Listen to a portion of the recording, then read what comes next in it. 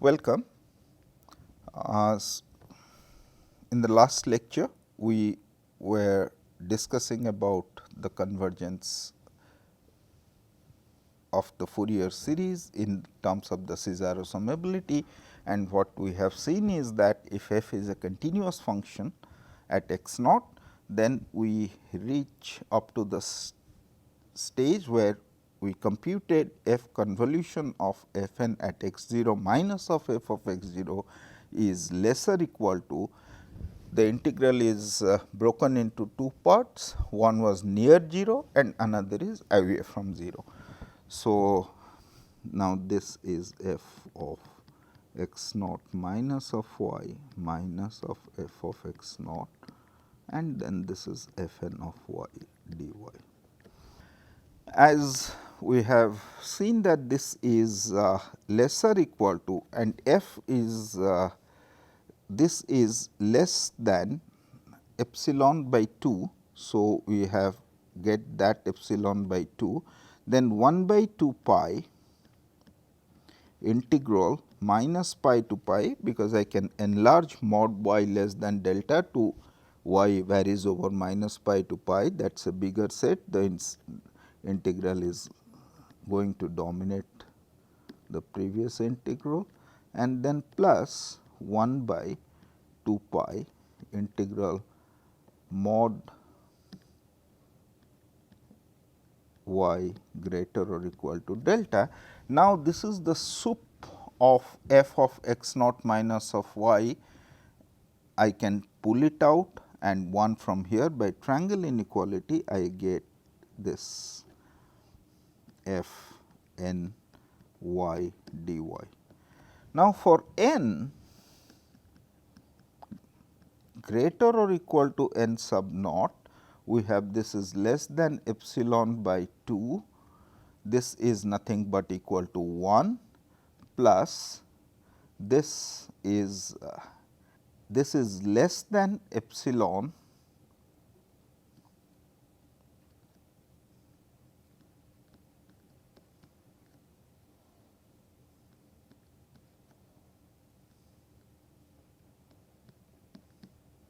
now, which is less than epsilon by 2 plus epsilon by 2, which is equal to epsilon.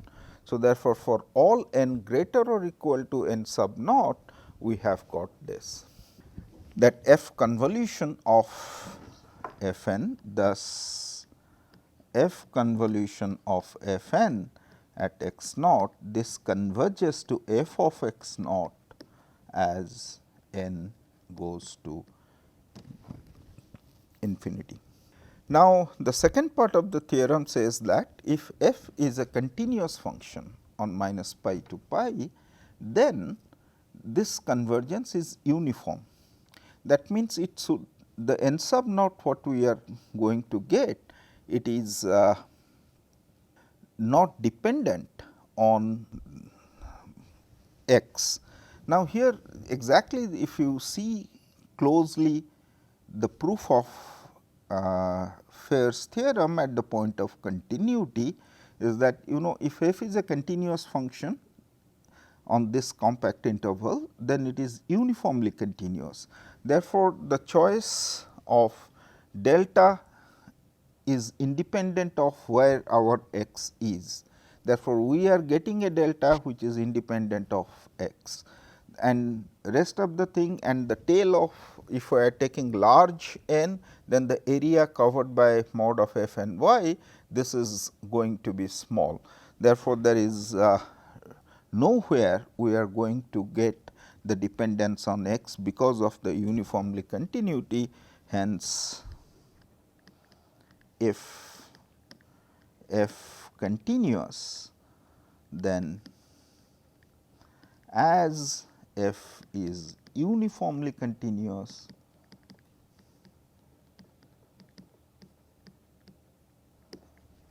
f convolution of f n of x converges to f of x uniformly.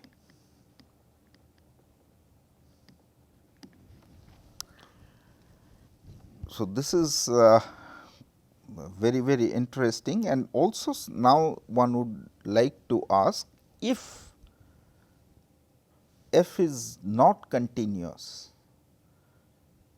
only Riemann integrable, 2 pi periodic Riemann integrable function, then can we recover our f in some means? So, this is, I can say, the corollary. If f is Riemann integrable, then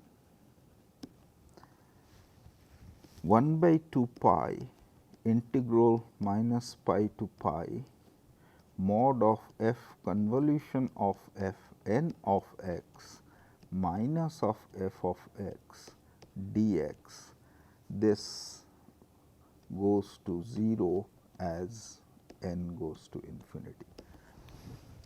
And the proof is standard approximate technique, which says that for this f Riemann integrable, there exists a sequence of continuous function the properties of the Riemann integrable. We have integral 1 by 2 pi minus pi to pi mod of f k of x minus of f of x dx, this goes to 0 as k goes to infinity. That is what we had seen in while recalling the Riemann integration, and we also have used this result in the convolution property. So, therefore, what we have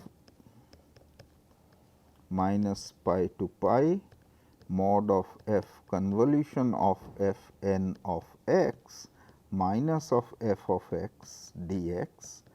This is, I am going to add and subtract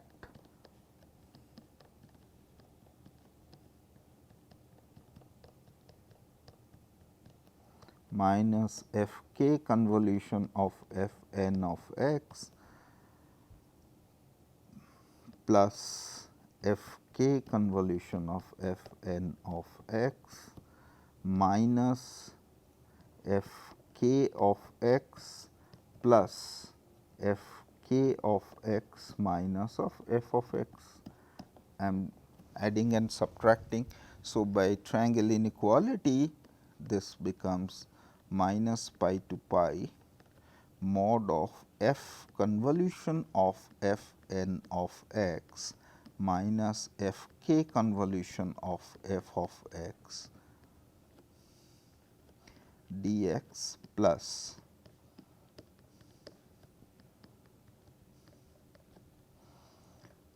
f k convolution f n of x minus of f k of x dx plus 1 by 2 pi integral minus pi to pi mod of f k of x minus of f of x dx.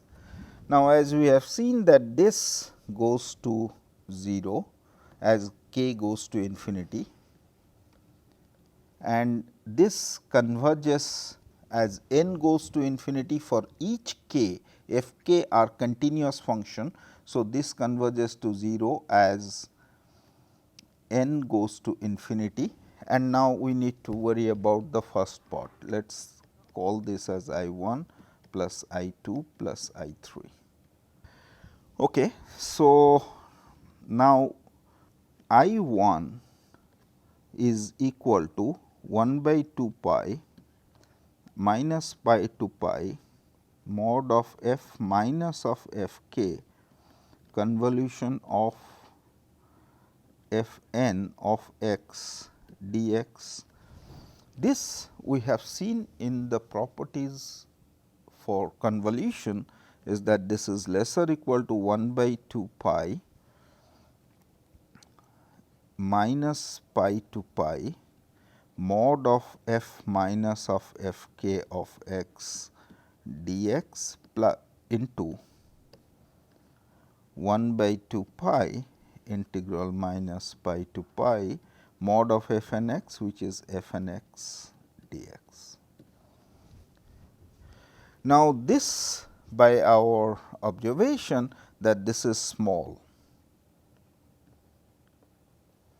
Now, this is small for large k and this is small. So, to be more precise, this one is saying that for epsilon there exists a, let me write this as star. So, star says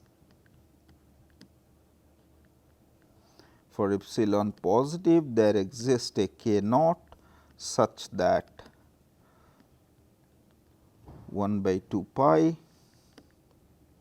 minus pi to pi mod of f k of x minus f x dx is less than epsilon by 3 for all k greater or equal to k naught. Now, for this k naught you can choose only that k naught. Therefore, what we are going to get is that this is less than epsilon, this is 1. So, I 1 is less than epsilon by 3. Now, I 2, so therefore, and I 2 is less than epsilon by 3 for some n, for some n sub naught, for all n greater or equal to n sub naught, because that is what we have seen, because f k naught is a continuous function. By our previous thing, it is a uniformly, it convert f k naught for 2, this is f k naught convolution of f n, this converges to f k naught uniformly. Therefore, I can pull that epsilon out and this is the length is 2 pi and gets cancelled, and I 3 is again less than epsilon, hence the result. Okay. So, now although what we might not have a pointwise convergence if f is just a Riemann integrable function, but certainly under the integral it converges to f, because as we know that if I change a function in few points, couple of points, then obviously integral is not going to change at all. So, it is natural for just for a Riemann integrable function we need to consider the convergence under the integral sign. But however, if there is a continuity, then we know specifically that at this point we cannot tamper with the f. So, therefore, it makes sense for talking about the convergence when the function is continuous. Okay. So, now let us see what are the application what we are going to get here. So, there are few more observation we want to do about the Fejer kernel. So, now natural thing is that we would like to ask what is the Fourier coefficient of f hat of n. Now, as you can see that this is nothing but summation over mod j lesser equal to n 1 minus mod j by n, and then this is minus pi to pi, by definition 1 by 2 pi factor will be there, e to the power I j minus of n x dx. Now, this is again going to survive when j is equal to n, otherwise n is equal to j, otherwise it is not going to survive. That means, j is varying from minus n to n. Therefore, our n has to be less or equal to capital N. Therefore, this is equal to 1 minus mod n by n if mod n is lesser equal to n and is equal to 0 otherwise.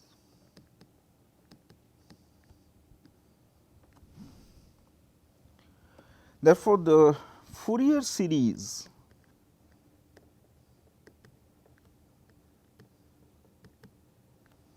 of f n is summation over mod n lesser equal to n 1 minus mod n by n e to the power I n x, and this is nothing but a trigonometric polynomial. So, now from this the Fourier series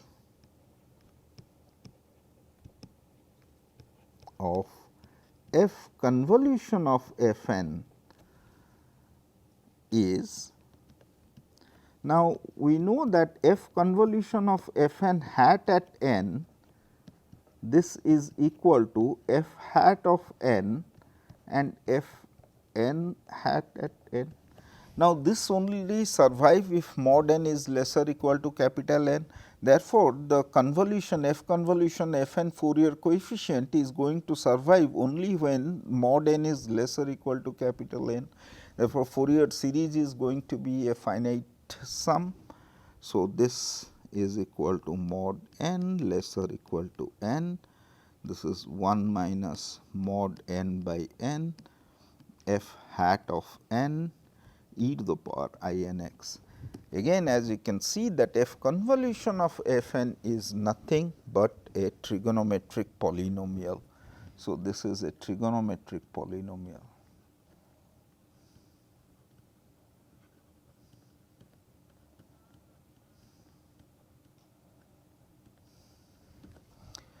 Now, we have corollary, let f and g be continuous function such that f hat at n, this is equal to g hat at n for all n belongs to z, then f is equal to g. So, now what it is saying, this is the Fourier transform's uniqueness. If f hat of n is equal to g hat of n, then f has to be equal to g. So, in order to prove this, it is enough to show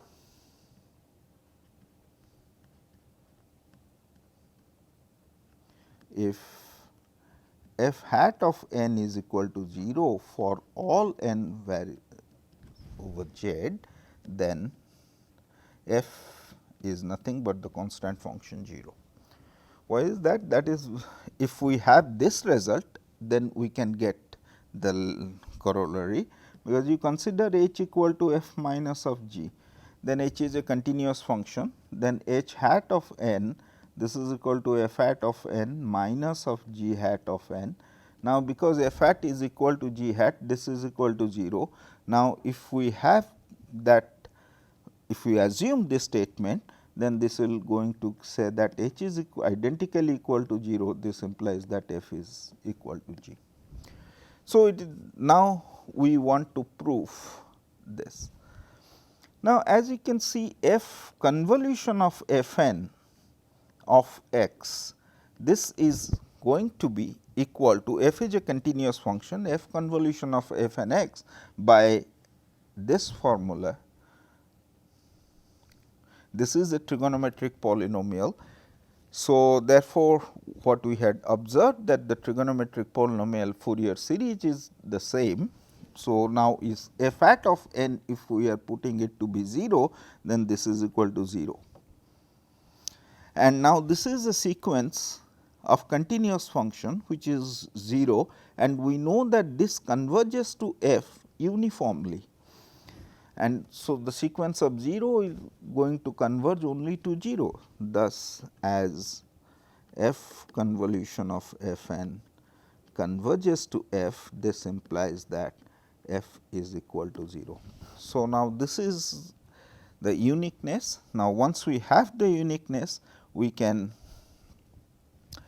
So, now as a matter of fact here let us come back to this. So, now what it is saying is that Fejer had answered the question, if we get f hat of n, then we can construct f convolution of f n, capital F n, by this. So, this is going to be f convolution of capital of f n of x. So, only known thing is that f hat of n. So, once we get f hat of n, we can compute f convolution of f n, and Fejer guarantees that this is going to converge to f. So, we can actually reconstruct our f if we know f hat of n. So, another interesting corollary, what we suppose f is a continuous function and f is a continuous function and summation over n mod of f hat of n is finite, then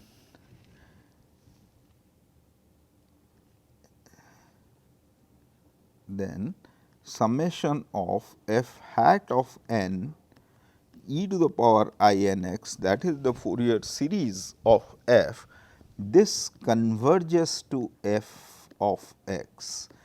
That means, the Fourier series, if it is converging to some function, then this corollary is giving us the guarantee that that function is nothing but f itself. The proof follows from the uniqueness of the Fourier coefficient. So, suppose summation over f hat of n e to the power I n x, as because we have imposed this summation over mod of f hat of n is finite, therefore, this series converges. Now, this converges to some g x. Now, if we compute g hat of n, this is equal to 1 by 2 pi minus pi to pi summation over n varies over z f hat of j e to the power I j x and e to the power minus of I n x dx. Now, because it is absolutely summable, so I can pull out the sum outside the integral. So, what we have got is nothing but f hat of j 1 by 2 pi minus pi to pi e to the power I j minus of n x dx. Now, the orthogonality relation of e to the power I n x will tell that this is going to survive only when j is equal to n. So, therefore, this is nothing but equal to f hat of n, and this is true for every n.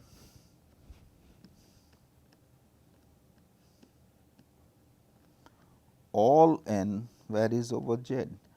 Therefore, by the previous corollary we have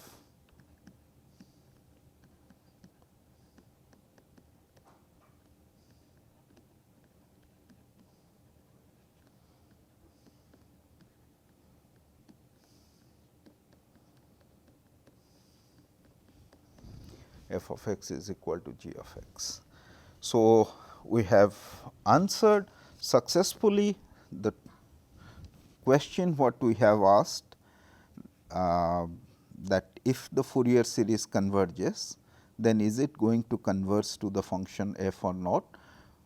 What we have answered, if the Fourier series converges absolutely, then it has to converge to f.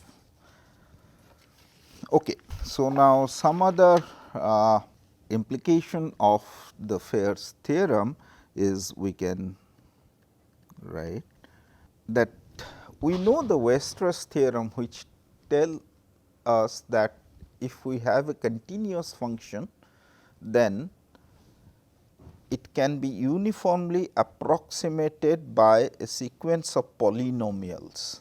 That was what the Weierstrass theorem we know. Now, here what Fejer theorem is saying is that every 2 pi periodic continuous function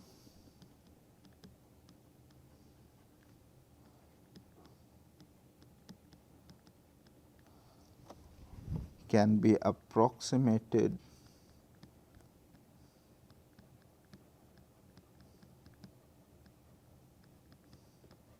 uniformly by a sequence of trigonometric polynomial.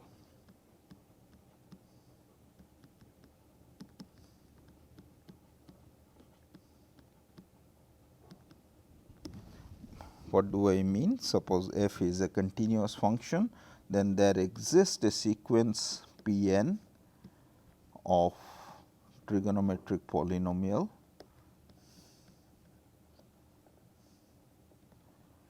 such that supremum of x mod of f of x minus p n of x, this goes to 0 as n goes to infinity.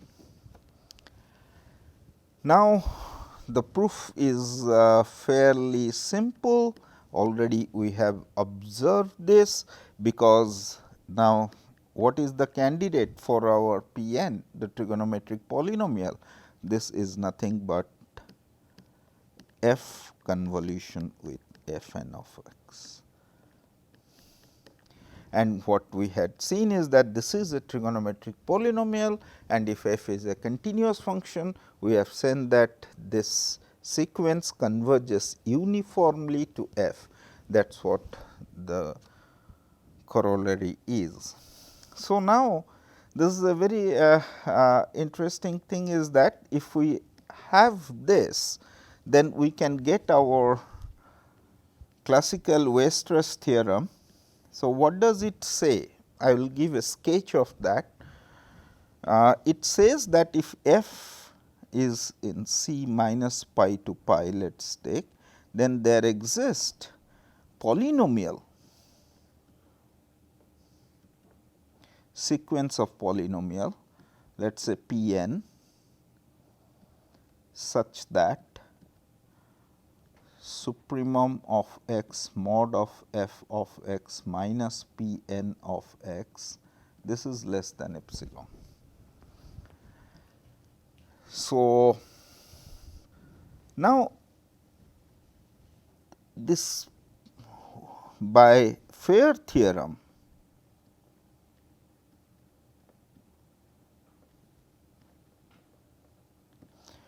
we have f minus of p n x goes to 0.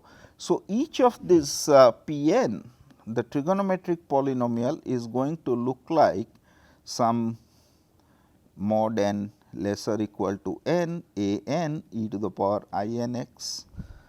Now, as you can see, e to the power I n x for each fixed n, e to the power I n x is equal to cos n x plus I sin n x. Now, we know the Taylor series of the cos n x and I sin n x, and we know that this convergence, it can be approximated by polynomial, because if you write down the Taylor series of sine and cosine, that is nothing but a polynomial plus the error term. And so, all these things E I n x can be approximated by the polynomial. Therefore, the linear combination, finite linear combination of this is a n times e to the power I n x can be approximated by the polynomial, and hence the Weierstrass classical theorem that every continuous function can be approximated by the polynomial. So, this we can also derive from the Fejer's theorem. Thank you.